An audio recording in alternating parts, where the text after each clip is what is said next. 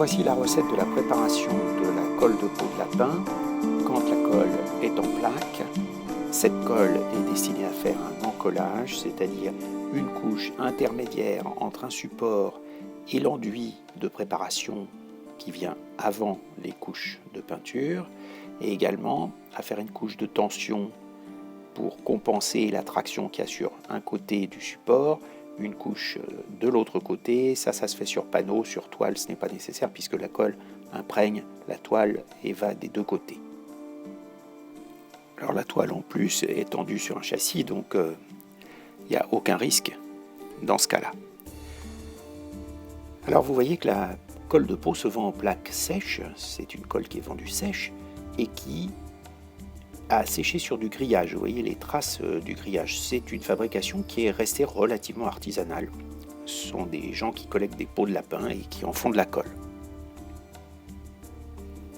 Alors la première opération consiste à casser quelques morceaux de cette plaque, et comme elle est très dure, elle est comme un plastique dur ou comme un morceau de bakélite, il faut être très attentif de ne pas se blesser car ça saute et avec pas mal de violence.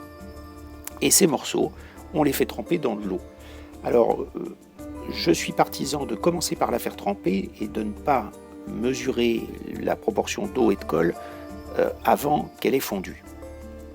Après quelques jours, parfois 3 jours, cette colle va être ramollie et cette plaque de colle de peau ou ces morceaux de plaque vont devenir une sorte de gélatine toute molle et gluante, assez difficile à extraire du pot.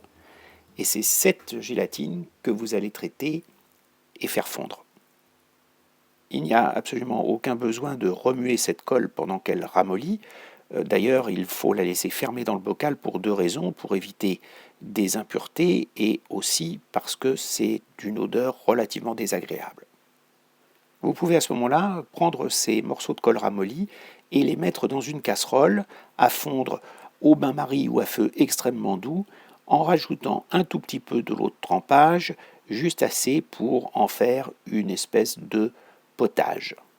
Mais vous ne devez pas non plus la noyer. Il faut que ça reste collant et vous pouvez par exemple faire le test du spalter en trempant le spalter dans la colle.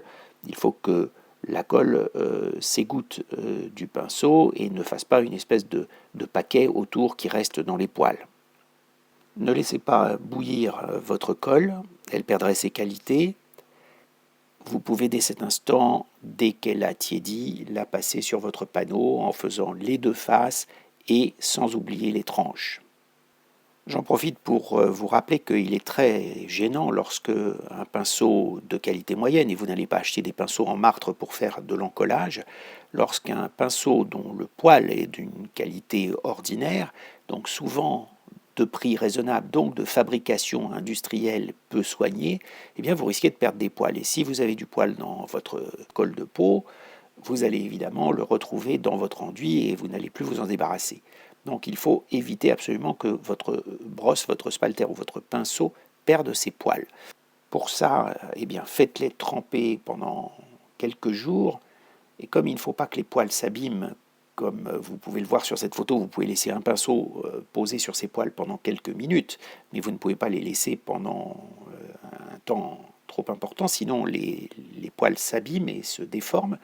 Donc vous pouvez faire les soutenir avec un petit bâton, ou même là en l'occurrence avec la petite pochette à élastique qui permettait de vendre les pinceaux et de les présenter. Eh bien je l'ai retourné, elle bloque sur le bord du bocal et grâce à ça les poils ne posent pas sur le fond. Lorsque vous aurez fini de passer votre colle de peau et qu'il vous en restera, vous pourrez la mettre dans un bocal et la laisser refroidir. On recommande de la conserver au frais.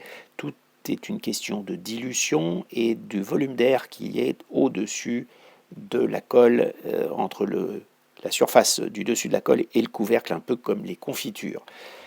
Personnellement, je suis partisan d'utiliser une colle relativement liquide, de la laisser se gélifier, c'est un petit peu plus long, mais ça évite d'avoir des épaisseurs lorsque vous la passez sur le panneau.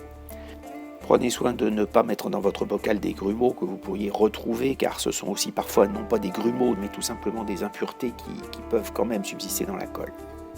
Alors il existe une autre présentation pour la colle de peau, comme vous le savez probablement, ce sont les paillettes ou les granulés, et donc je l'ajouterai peut-être, mais je ne vous la recommande pas. Voilà, j'espère que vous aurez l'occasion de faire cette expérience. C'est toujours très intéressant de pouvoir faire de la colle de peau, d'autant que certaines recettes d'enduit, si vous décidiez d'en faire vous-même, eh bien, sont à base de colle de peau. À bientôt.